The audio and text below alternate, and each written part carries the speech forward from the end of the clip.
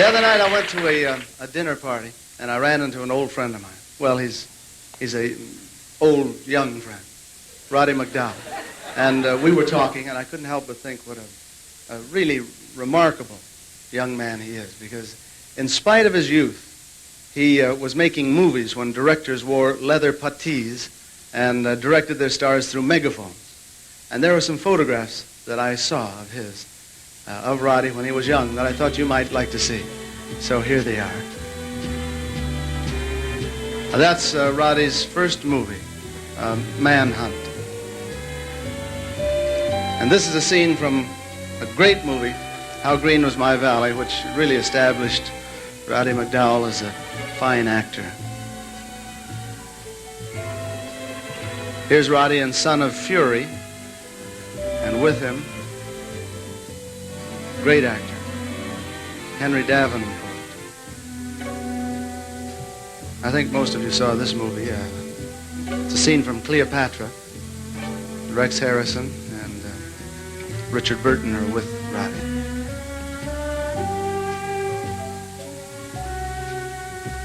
Here's the latest picture of Roddy as he appears right here on the Andy Williams Show. Ladies and gentlemen, Roddy McDowall.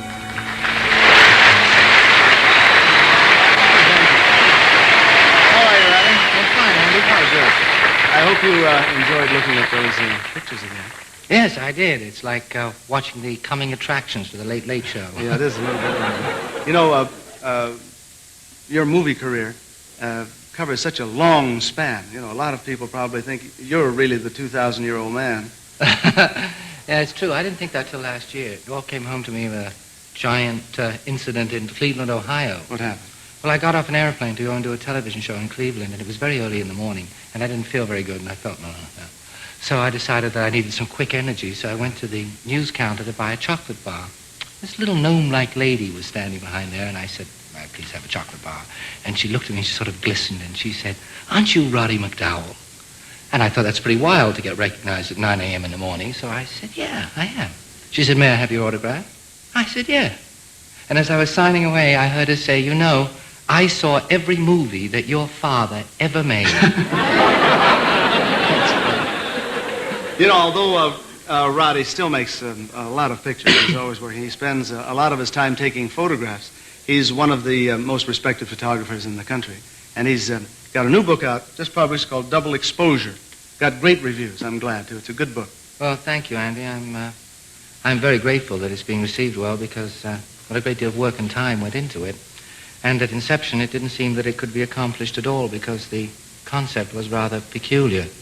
It all came about through the generosity, really, of about 200 people who contributed to the volume.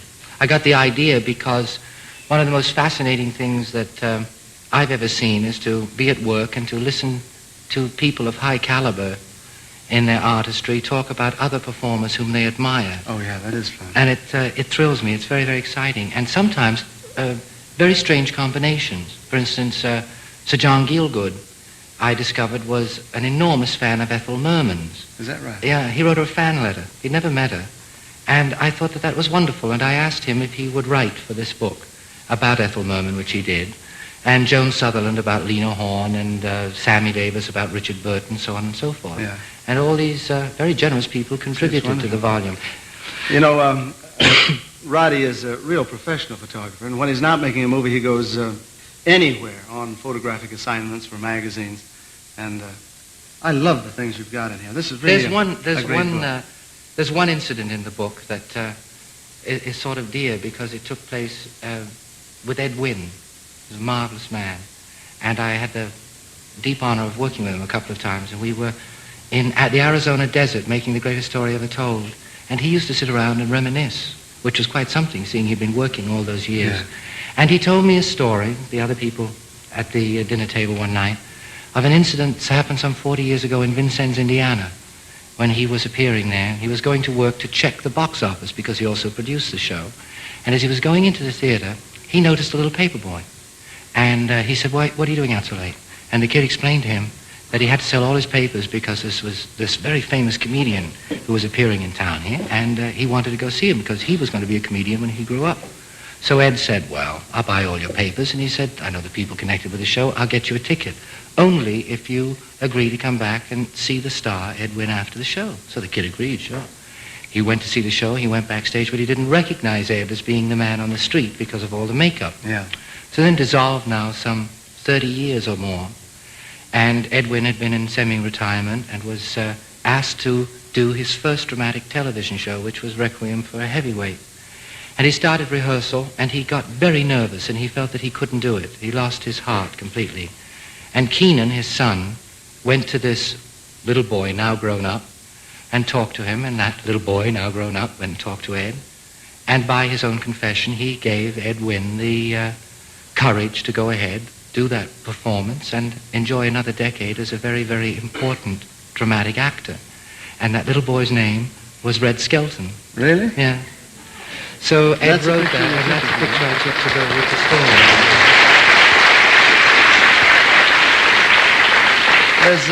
There's one here that I really like, Buster Keaton. He's a favorite of mine. Well, Buster Keaton is about my favorite performer in the world. It's the daughter. Yeah.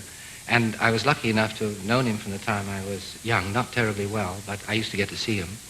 And early last year, before he died, I went to Woodland Hills and took this picture of him, which is interesting in the sense that when I was going around the house in the bathroom, I noticed on the wall another photograph. And I asked him what it was and asked him to pose with it when I discovered that the photograph that Buster Keaton is holding in that picture is Buster Keaton at 5 years old when he first appeared in vaudeville, 60 years before the complete photograph was taken. Oh, that's wild. That really is. Did you have any trouble getting stars to pose for these pictures? No, I've met with the most extraordinary cooperation from everyone. I'm really terribly, terribly grateful. No other difficulty than any one of us who has to be performed out of has to be photographed out of context. It's a little difficult. It is hard. Well, we've seen some of the pictures of the, a couple guys, but you've taken some great pictures of some of the most important women in the theater and in movies. So why don't you show some of those? Well, I'd be delighted to. Oh, Thank you very much. The first one is Lauren Bacall. Oh, yes. Extraordinary, beautiful lady. Katharine Hepburn writes about her in the book. Natalie Wood.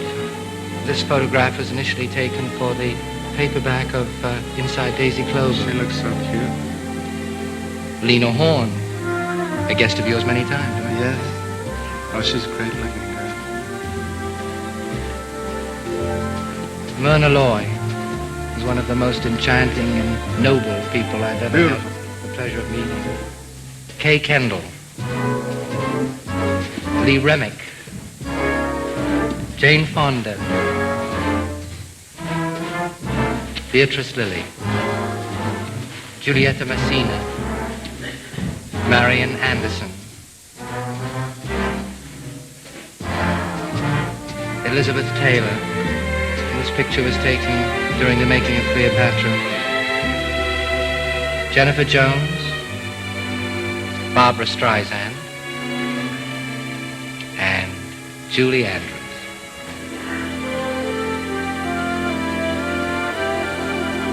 Lovely.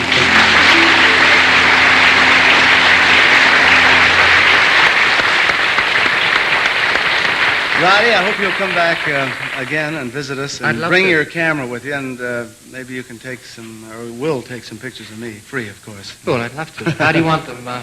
On a bearskin or on a pony? A pony. I think I catch cold very quickly. Ladies and gentlemen, Roddy McDowall.